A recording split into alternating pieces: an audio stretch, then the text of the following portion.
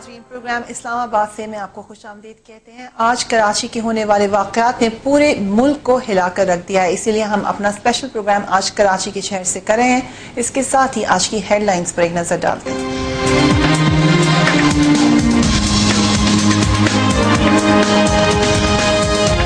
कराची एक बार फिर हमलों की जद में। शारे फैसल पर होने वाले धमाके के नतीजे में 12 अफराद जाँ बहक और 50 जख्मी हो गए। दूसरी तरफ कराची के जिना हॉस्पिटल की इमरजेंसी गेट के करीब खुदकश हमला आवर ने अपने आप को उड़ा लिया, जिसके नतीजे में 10 अफराद जाँ बहक जबकि मुतअद्दिद जख्मी हो गए। वाज़ेह रहे कि पाकिस्तान भर में आज हज़रत इमाम हुसैन रज़ी अल्लाह ताला अन्हा का चेहरा मनाया जा रहा है और इस सिलसिले में शिया मुसलमानों की जानिब से मजालिस और मातमी जुलूस का इनेकाद किया गया है। सदर और वज़ीर आज़म पाकिस्तान समेत मुल्क भर के सियासी और मजहबी रहनुमाओं ने कराची में मासूम लोगों पर हमलों की शदीद अल्फाज में मज़म्मत की है। सवाल ये है कि पिछले 10 सालों से दहशतगर्दी के खिलाफ जारी जंग और उसके जवाब में मासूम शहरियों पर दहशतगर्दों के हमलों से होने वाला जानी और माली नुकसान का जिम्मेदार कौन है और बढ़ती हुई दहशतगर्दी के वाक़यात पर किस तरह काबू पाया जा सकता है।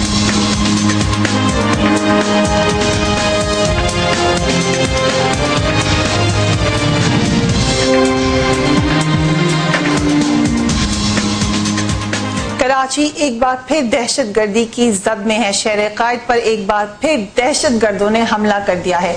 अभी आशूरा के जख्म भरे भी नहीं थे कि दोबारा से बुज़दिल दुश्मन ने अपनी बुज़दिली का एक दफा फिर आश्कार कर दिया है। पहला धमाका शारे फैसल पर उन लोगों पर हुआ जो जुलूस में शिरकत करने जा रहे थे, जो हजरत इमाम हुसैन रज़ी अल्लाह ताला अन्हु की 40वीं के लिए निकाला जा रहा था। उसके साथ साथ दूसरा धमाका अस्पताल में कर दिया गया। जिना हॉस्पिटल में वो लोग जो उस पहले धमाके के बाद जख्मी हालत में लाए गए थे या मुर्दा हालत में लाए गए थे, और वो लोग मौजूद थे जो इस वाक़े को कवर करने के लिए मीडिया के अफराद मौजूद थे या फिर उनकी मदद करने वाले अफराद मौजूद थे, उन लोगों को इस धमाके का निशाना बनाकर दहशतगर्दी की एक अजीम मिसाल कायम कर दी गई है। अब नजर आ रहा है कि जो दहशतगर्द है उसके अज़ाइम कितने खतरनाक हैं। कोई डिस्टिंक्शन नहीं रख दी उसने, उसके लिए हर शख्स एक टारगेट है। इस बढ़ती हुई वेव को, इस बढ़ते हुए दहशतगर्द को हमने रोकना है। इसीलिए आज हम कराची में मौजूद हैं। पहले हम जरा सूरत हाल ले लें कि आज के दर्दनाक वाक़यात में हुआ क्या।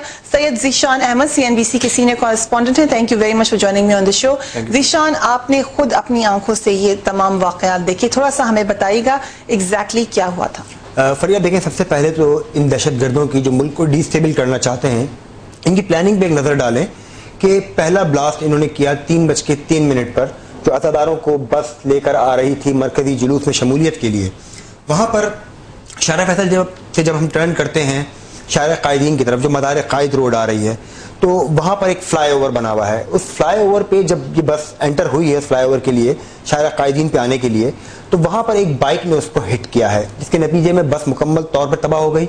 इसके अलावा शहरियों की जो 3-4 गाड़ियाँ जो अतराफ में उस बस के साथ चल रही थी, उन पर भी बम का असर पड़ा और उसके अंदर भी जो लोग जो हैं वो जख्मी हुए, गाड़ियाँ बुरी तरह डैमेज हो गई। इसके अलावा जो अतराफ में जो घर वाक़े हैं, जिनका फासला तकरीबन हम कह सकते हैं कि 30-40 गज यकीनन रहा होगा वहाँ से, उसके शीशे और वो घरों में भी अच्छा खासा डैमेजेस वहाँ पर भी देखा गया। कितनी कैजुअलिटीज हुई इसने और कितने लोग जख्मी हुए? जो कैजुअलिटी बताई जा रही हैं, जो कंफर्म कैजुअलिटीज पहले ब्लास्ट के अंदर हुई, 13 कैजुअलिटीज कंफर्म हुई हैं जो अस्पताल ज़राए ने कंफर्म की हैं। इसके अलावा अब 40 जो हैं वो इंजर्ड हैं और उनमें से 7 अफराद की हालत जो है वो नाजुक बताई जा रही है, जिनका ऑपरेशन हम जब वहाँ से निकले हैं तो उस वक्त तक भी जारी था इनका ऑपरेशन।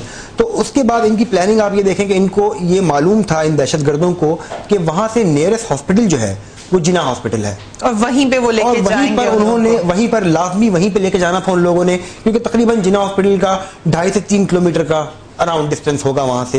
ये लोग वहाँ पहुँचे हैं और इसके फौरन बाद, यानी कि उनको पहुँचाने में आप समझें कि 1.5-2 घंटे का टाइम लगा होगा, जब तमाम बॉडीज तो उनकी टाइमिंग भी उसके हिसाब से थी। उनको अंदाजा था कि ये वक्त होगा जब इस वक्त मैक्सिमम डैमेज किया जा सकेगा। बाद में जो बताया जा रहा है कि हमारे जो साथी रिपोर्टर है मजहर अली रजा, जो जिना हॉस्पिटल में कवरेज कर रहे थे, उन्होंने वहां पर इंडिकेट भी किया, क्योंकि बाद में मैं भी जिना हॉस्पिटल पहुंच गया था, तो मजहर ने ये इंडिकेट किया था उनको कि जी ये सामने जो बाइक्स खड़ी हुई हैं, क्योंकि वहां पर लोगों का बहुत बड़ा जमे गफीर लगा हुआ था, उस बाइक्स के ऊपर एक पुराना टीवी सेट बंधा हुआ रखा था। تو مظہر نے رینجرز والوں کو باقاعدہ بلا کر یہ انڈیکیٹ کیا تھا کہ ٹی وی سیٹ یہاں کس نے رکھا ہے. رینجرز وہاں پہ کتنی تعداد میں موجود تھی اس وقت؟ فرید دیکھیں سیکیورٹی کا جہاں تک اگر ہم بات کریں گے نا تو سیکیورٹی انہوں نے پرووائڈ یقیناً کی تھی, ڈپلائمنٹ بہت ہیوی تھی, مگر وہاں پہ ہیوی تھی جہاں پہ روٹ کے روایتی راستے ہیں, یعنی محفل شاہ خراسان سے یہ برآمد ہوتا ہے ہمیشہ سے, اور پھر یہ جا کر اینڈ ہوتا ہے حسینیہ ایرانیہ کھارا در پر.